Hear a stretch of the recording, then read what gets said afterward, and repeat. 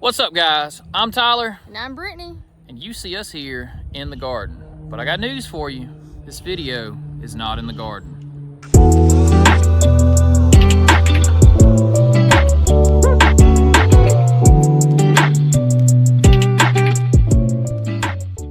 While I'm out here in the garden doing some working and some weeding and all that stuff, I'll take you over the corn patch in a little bit. But I'm just gonna be doing a little bit of narrating as I cut through these clips. The whole point of today's video, you guys see us jug fishing a lot. I feel like that's my favorite way to fish.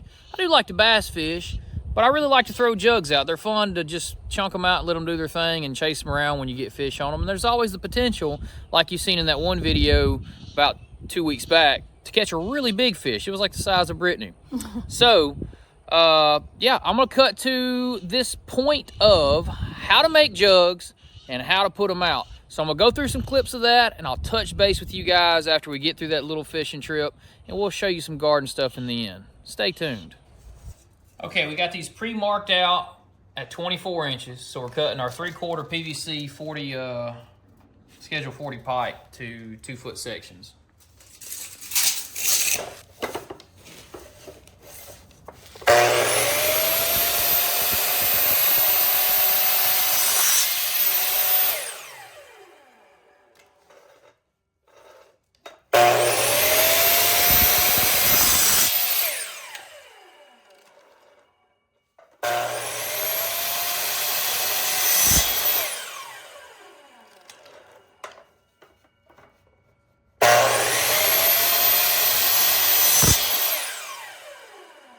Okay, we have these cut from regular pool noodles, 16 inches. Here's one pre-assembled, so I'll show you what we got here. End capped and end capped. If you don't end cap these, you'll end up getting water in them, and every time you pull them into the boat, you'll be dumping water on yourself. You don't want that. It gets real messy after a night. So, 3/4 schedule 40 PVC, standard pool noodle, a little tight fit. I like to kind of pre-shove this on before I put the glue. So just kind of get it started there. Then I'm gonna pull that back just to kind of swell it a little bit. Get it started there. And what I do is I take the standard PVC cement. You're gonna just smear a little bit on here. If you put too much, it'll push it out the other end. So just get an even coat, just to keep it from sliding. Get this up like that. It's a little hard to push on. You definitely have to push. I go just to where this end has got enough room to be capped. Okay. And don't get too much glue here, you know, don't take much around a cap. Just put your little spin there. Take this cap, spin it on, flip it, other cap. Maybe a little much glue there, but we'll spin it on anyway. Whoop, I'll drop it like I did there. There we go. There's another one complete. Take this excess glue off right there. Set them over here to dry for a few minutes.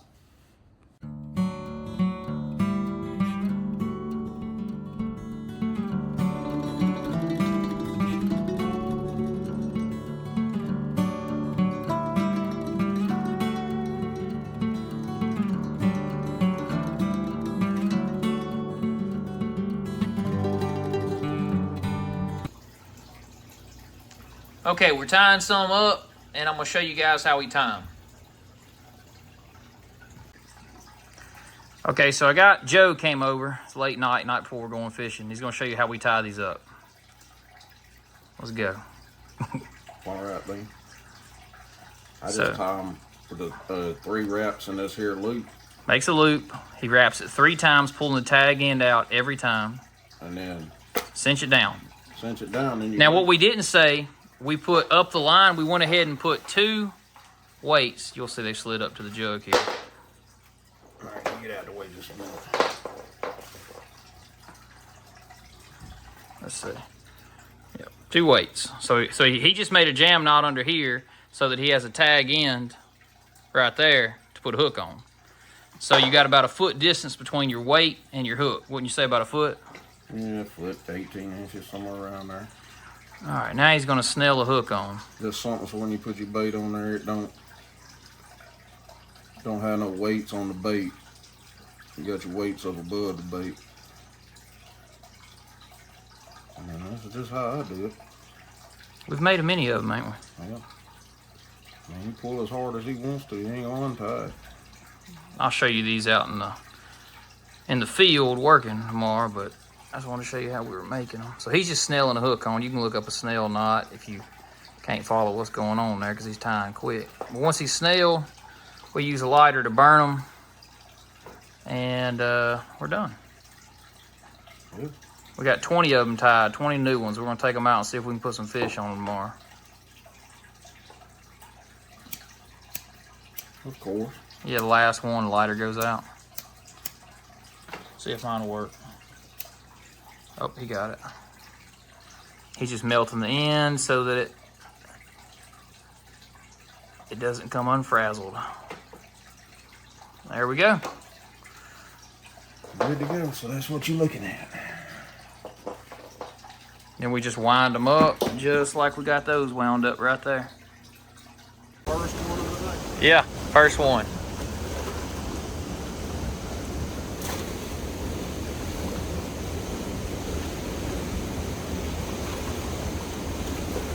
Oh, didn't get skull. No, there's one in there.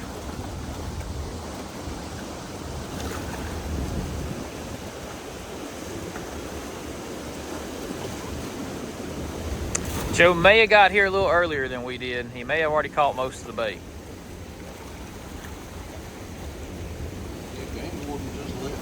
Did he? Did he talk to you?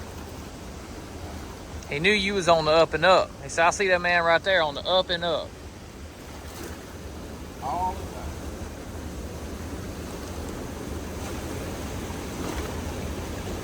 time. Oh, you got them now? Let me get the close-up of these here. Now we gotta go catch live bait while we're actually out on the river this time.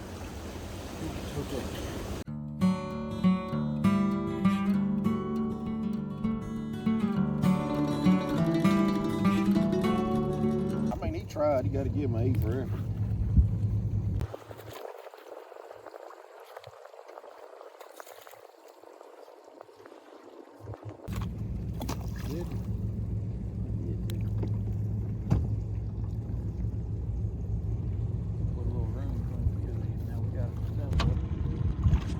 We are now in the pursuit of live bait. We got some jugs fishing, so we're after live bait now.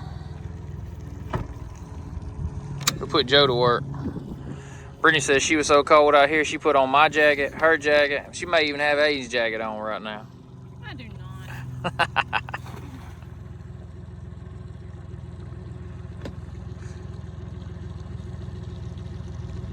How deep is it there, Joe?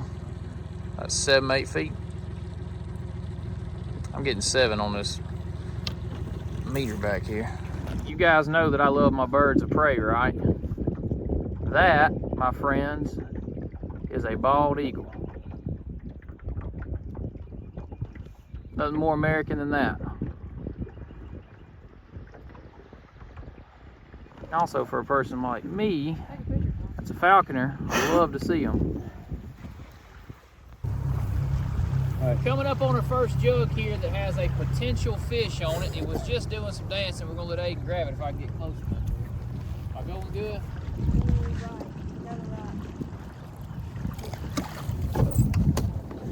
What's happening on there? You got a fish? Yeah. How big of a fish?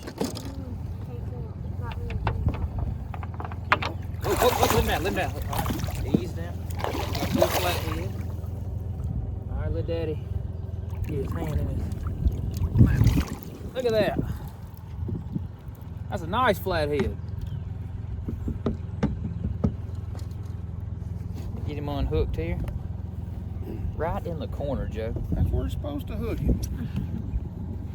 Turn the water on, buddy. Now I'll let you get your picture with it. I got them flowers in. Look at this big old flathead I caught. All right, put him in a live well. All right, guys. Let me show you what we got here. It ain't a catfish, but it's still fun to catch nonetheless. We're gonna make Joe eat this one. Oh, that's a drum. We got a freshwater drum. He ain't no delicacy. He ain't no delicacy. Joe likes to eat these with a side of rice. Let me show you. Let me get a good little view of him here. What you guys think about that? You ever caught a freshwater drum? Now, we tried to cook these many different ways. And I'm gonna tell you, the best way to cook a freshwater drum, you unhook him. Well, no, let me tell him the way. You remember the board, Joe? Yeah, I remember the board. All right, so you take you a cedar board. We're floating into a tree here, but I think Joe's working it out. You take this fish and you fillet it, right? And you put it on a cedar board. You put that cedar board in your smoker and you smoke it for 10 hours. Then you pull the fillet off, throw it in the garbage, and eat the cedar board. Because this fish here just ain't fit to eat. So we're gonna release him. Let me get him unhooked here.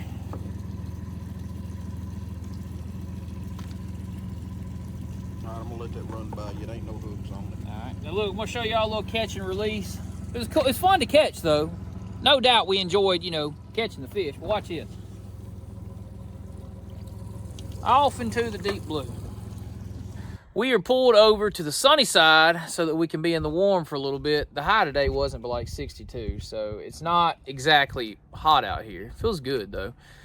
Waiting on the jugs, do some soaking. We have only caught the one fish, the one catfish, also that drum. We're not counting that, unless Joe wants to eat it. Joe said no.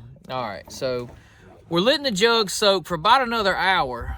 And then the local Mexican restaurant is kind of calling my name. I'm not going to lie. So I think that was what everybody's plan is.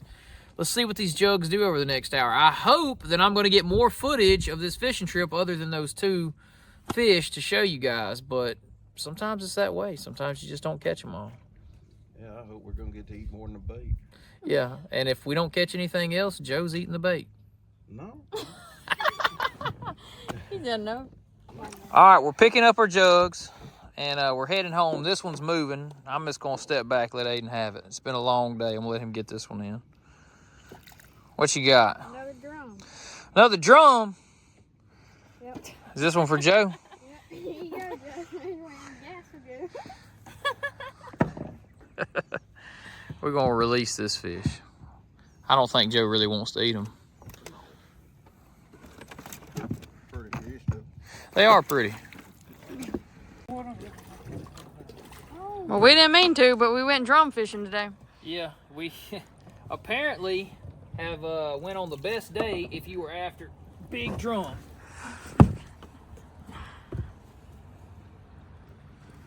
That's a big one. Think about that one.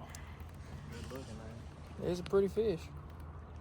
Not worth to eat, but they still make a pretty fish. Look at them lips. It tastes like a million tires. Hey, y'all, check out that piece of bodock right there. Oh, I see it up there. Look how that piece of bodock holding. I see it. I kind of want to go get it. Oh, look at his Look at tongue. that snake. There's a snake right there, Joe. We are not going. Watch him Look rod. at that snake. Oh, there it goes. Grab it, Joe. I'm going to. Oh, there's like 3 of them over there, y'all. Where? Check this one out, guys. I'm going to show you guys how to take that flathead catfish we caught, turn that joker into some steaks, and yeah, we'll put them on the stove over there. So I'm using a little Tony seasoning, both sides. I'm very simple on my seasons. I don't need a whole lot, but a little Tony's. Some people are like, that's a lot. And we are going to go with some lemon pepper. So Tony's and lemon pepper. So we're making like a lemon pepper steak, basically. Getting my lemon pepper out here. Kind of like pat that in. I'm gonna flip them, do the same. And we'll go over to the pan and sear these.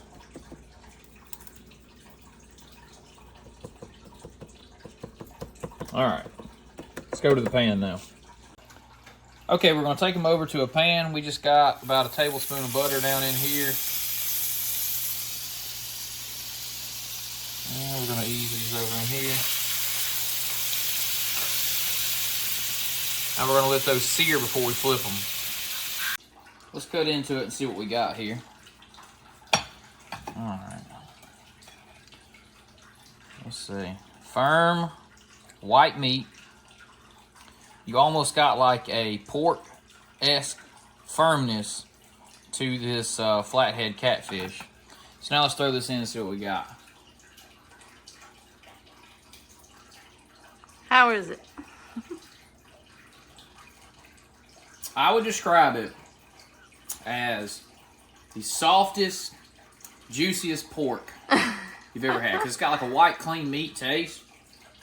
I find, personal opinion, guys, flathead catfish is absolutely, bar none, the best fish taste, period. He said it right here, guys. I'm holding to it. Prove me wrong. Okay, guys, I hope you enjoyed that little fishing trip and that little cooking we did there at the end. But now I'm going to take you and I want to show you one more thing before this particular video comes to its conclusion. And what that is a unit that we're going to be using to keep our batteries charged and everything going forward in a future trip we got planned. We got a trip planned, so we had to kind of look into how we're going to keep everything going, how we're going to keep everything charged. And let me show you how we're going to do that. Okay, so on the back of the truck here, you see a VTOMAN or VTOMAN FlashSpeed 1000. Now, let me tell you a little bit about this and what I will be using this unit for. Now, it has all kind of features, and you can tell that it's got all 12 ports for all 4 different types of ports. You got USB, DC, these little guys, plugs. So we got all kind of ports here. You got inputs for recharging.